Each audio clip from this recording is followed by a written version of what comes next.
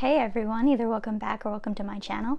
And in today's video, I want to talk about why it isn't helpful when we get unsolicited suggestions, either with IIH, migraines, or other chronic illnesses from people who often mean well, but don't realize this is actually not a positive thing to be doing. So before I get into any more details, time for the intro.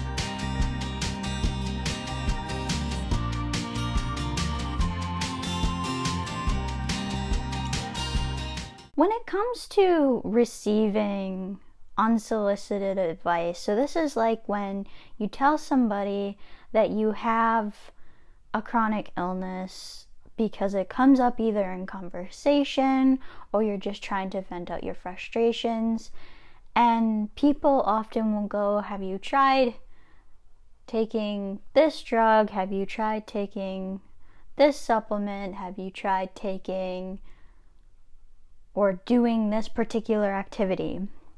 Now, before I get too far into this, I want to make it known that we do know, or I think a lot of us feel that we know you mean well, but that this isn't helpful and can actually be harmful in some cases. And so this can cause tensions in relationships. The first one I want to get into is the fact that we probably tried whatever you're suggesting.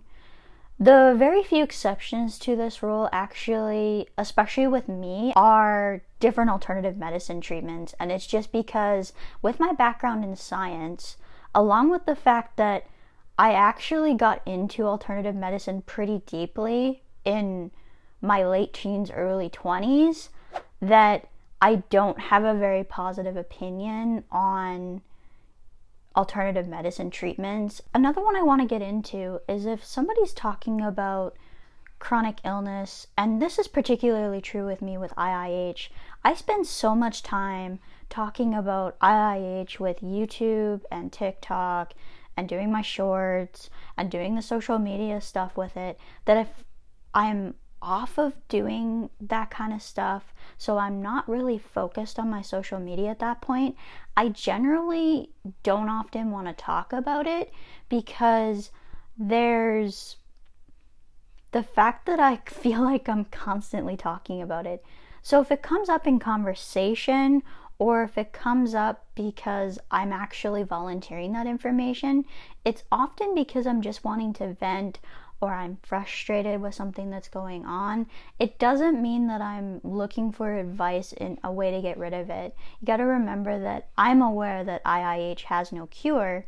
Yes, remission is possible, but it's not going to come from a lot of things that are being suggested. It's going to come from things like weight loss and all of that. Often if we're looking for advice on ways that we might be able to help our condition, it'll often come out in a specific question to somebody who has maybe had success with something with regards to weight loss, and they'll directly ask that question. Those of us with chronic illness often are the targets of people selling either supplements or products with multi-level marketing or MLM type companies.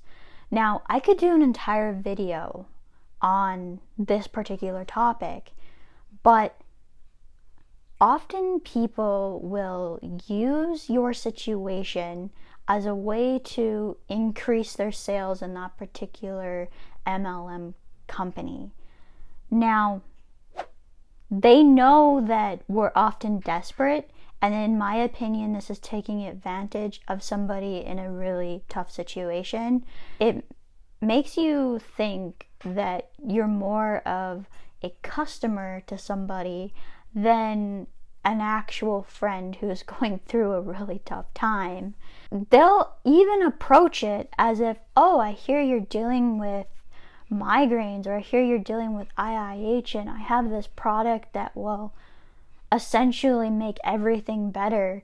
And in all reality, they don't care. You haven't heard from them since high school, but they're using you as an opportunity to try to make money. Now, another reason why this is so bad is because those of us with chronic illnesses, this applies even in universal healthcare systems, are often quite taxed financially. What I mean by that is we're often going through some pretty rough financial times. Chronic illness can actually lead to things like losing your career, not being able to start a career, not being able to hold down a job, having to drop out of school from post-secondary education. It can make work very difficult. So often finances are something that we don't have a lot extra of. This means that we do not have the money to be spending on expensive, overpriced products that MLM companies are often selling. This also becomes a problem too, just overall in general in the alternative medicine industry, because products are way overpriced for what they should be, and we don't have that extra money to be spending on those specific products. A lot of us often have trouble just paying for our prescriptions. Another reason why it's important for me to talk about this particular topic with why I don't like unsolicited suggestions from people is because we're all individual, we're all unique. Each one of us has a unique medical history. And so this means that what worked for your friend, I'm happy that that has worked for your friend or your family member, whoever you're suggesting this helped for. But we're all unique and our journeys are all unique. So that means that what worked for them may not end up working for us. Chances are too, as I stated earlier, we've already tried that particular suggestion. Now I want to get into why I think it's important that this stops. I could probably actually do a separate video on this, but I'm just going to get into a few quick examples. One of the biggest reasons is it makes you feel like you're not doing enough to either try and feel better or to get better. In a lot of cases with chronic illnesses, this is something that isn't going to get better. When it comes to IIH, as I keep saying, remission is possible, but it's not guaranteed to last. What this means is there can be a time when your symptoms go away, even completely disappear, but there's no guarantee that it's going to stay away. Often when it comes to trying things with chronic illness, often we've tried everything and then we are honestly trying our best to try and make the situation better. Obviously, when you're dealing with things like not being able to pursue education, not being able to go into the career you want, those are often motivating factors enough to try and get better or start feeling better. The reality of the situation, though, is that we may not always be able to get better. There might be a point that we can relieve it to a certain point, but there may not be that ability to actually fully get better. I think, honestly, my own experience is that you kind of have to learn to adjust to a new normal in a sense.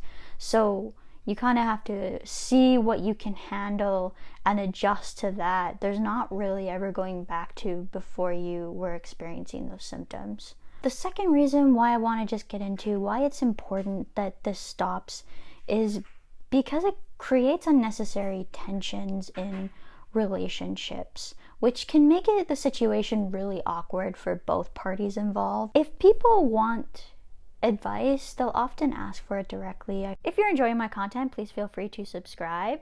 Remember that it's completely free. It just allows us to reach more people with IIH and migraines. When you're subscribing, don't forget to hit that notification bell so you never miss any of my upcoming future content. If you enjoyed this particular video, be sure to give it a like. If you're watching this on Facebook or Instagram, be sure to like and follow. And as for now, that's it for today. Bye everyone.